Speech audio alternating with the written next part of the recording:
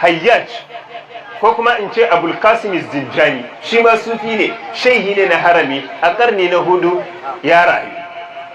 Babu wanda ya wuce gabansa a zamaninsa. Na 5 Hayyaj. Hayyaj din nan ku ga abin mamaki, ba Ibn Taymiyyah ya ce muku ziyara zuwa makabartar ma'aikin ma'asiya ce ba, ma'ana sabawa Allah ne ba?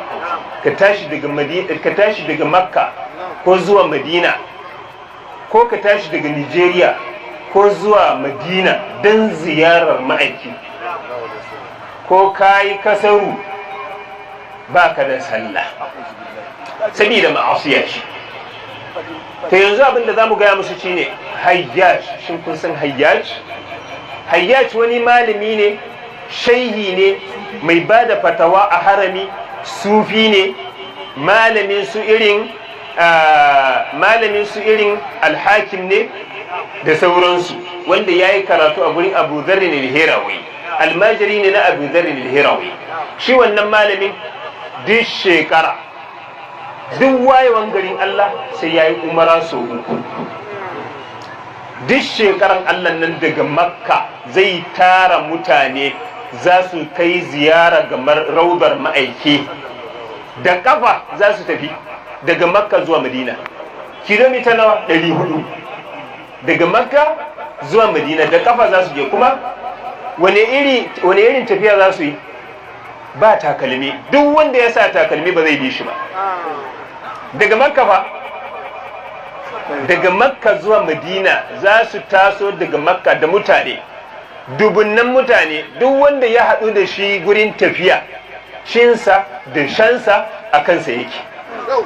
Kuma za su fito ne babu takalmi don girmama ma'aiki. Su kuma su ne masu ba da fatawa a haramin Makka a zamanin su. A ƙarni nawa? A ƙarni na 4. Duk duniya kuma sun shaida cewa malamai ne, ana ɗaukar ilimi a gurin su. Ibn Taymiyyah yazo ya ce kai hakan fa bid'a ne. To kenan a shaharamin ma a hannun 'yan bid'a suke, me yasa kenan malamai suka yi ittifaki akan dan bid'a?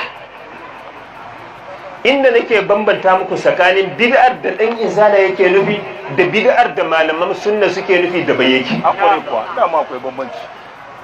Bid'ar da su suke nufin fa su suke wa kansu raddi. An gane? Wannan ta'arifi na farkon fa na cewa bid'a duk abin da ka sabanta shi wanda ya saba wa sunnar ma'aiki. To duk abubuwan da muka ambace su nan da Ibn Taymiyyah ya sabanta su, sun saba wa sunnar ma'aiki, zahirin sabawa ne.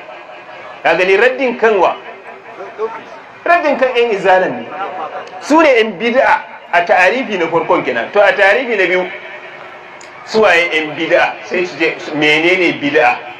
Za su ce maka a duk abin da annabi bai yi ba, sahabbai ba su yi ba, tabi'ai ba su yi ba. Na gode, har yanzu kanka kai waranti. Na gode. Ka yadda Ibn Taymiyyah kenan a wannan ta'arifin, ka yadda Ibn Taymiyyah dan bid'a? A hakan kuma ka yadda ka bi shi? Kuma baka yadda ka cewa kanka dan bid'a ba? Shi ya zama bayan dan bid'a cikakke kuma? Na farko, har sallah bai bari ba, bayan mafa hawadis da fana'un nari da talaqus salasi da talaqul gadbani da tariku salati amdan la yaqdi, wayannan duk bid'o'i ne. Su din bid'o'i ne da suka saba wa sunnan ma'aiki, mun sani. Amma to bid'o'i da aka zo da shi wanda ma'aiki bai yi ba, sahabbai ba su yi ba, tabi'ai ba su yi ba, atba'i tabi'in ba su yi ba, wannan bid'ar wa za mu tuhumi shine mai bid'an nan kafin sauran musulmai? Ibn Taymiyyah. Har sallah bai bari ba, har sallah bai bari ba, sai da ya kirkiro wa'yansu bid'o'i a cikinta da wajenta. Har sallah, har sallah, a cikin sallah tsakanin sujada guda biyu ya kirkiro wata bid'a, ya ce ana so a yi shi, kuma shi ya lazimce shi, har ya ambaci falala babba akan wannan bid'a a cikin Miftahu Daris Sa'ada. kada ma ka ce dan izala, kada ma ka ce mun me yace ina lafazin ka karanta mana, bari a karanta maka amma ba shi kyauta an ba shi kyauta domin duk abin da ya shafi ibnu taymiya da ibnu qayyim al-jawziya aka mu rike, ba za mu buƙaci littafin su ba, littattafan a gida za mu bar su. In kana so za mu karanta maka shi, ka bude shi a gurin ka kalle shi a yadda yake, kuma ka gani ka yi shiru ka je ka zauna abinka. Ka yi saka yi magana. Ka zuba mai ruwa da kankara, ya za a yi magana. Ibn Taymiyyah ya kirkiro bid'a a cikin sallah a lokacin da yake ba da bayani akan hadisin Anas ibn Malik da yake cewa, hadisin ne yake cewa kullu ibn adama khata wa khairul khata'in at-tawwabun. Ina gaya muku wannan ne kafin in shigo kan ai ku ba wa wadda mutane hankulan mutane suke yi, mun sani abu ne ya kai su iyaka, ba su iya su warware ba. Shi yasa iya fa hujjar shine an hana mu magana. In ba a hana ka magana ba, in kuma koyar da ilmi kake yi, in kuma koyarwa ne kake yi don Allah, ka ɗauko gurin nan da yanzu zan karanta maka shi, ka karanta shi ɗaya bayan ɗaya, ka fassara wa mutanenku su ji me yake faɗa. In kana da ra'ayi ka biyo bayan abin da ka fassara da ra'ayinka, wannan ya rage naka, amma dai ka karanta inda zan karanta maka shi yanzu. Ibnu qayyim al-jawziyya a cikin miftahu dari sa'ada da ya zo kan hadisin nan na Anas ibn Malik wanda al-Imam at-Tirmidhi ya rawaice shi a cikin jami'insa, yake ce mana ma'aiki sallallahu alaihi wasallam yake cewa kullu ibn adama khata wa khairul khata'in at-tawwabun. Hadisin nan da ya so ya fassara kullu da wanda da shi wannan kullu mangala cha awudiyan da jasiye asuna hadisin nan kuru au gozai da bannaji yau hadisin nan da ya zo fassara hadisin nan sai yake cewa kama yuhibbu an yastaghfira lahu akhuhu almuslim, kamar yadda shi musulmi dan wasa musulmi ya nemo masa gafara a gurin Allah. Bari in karanta lafazin gaba daya tukuna.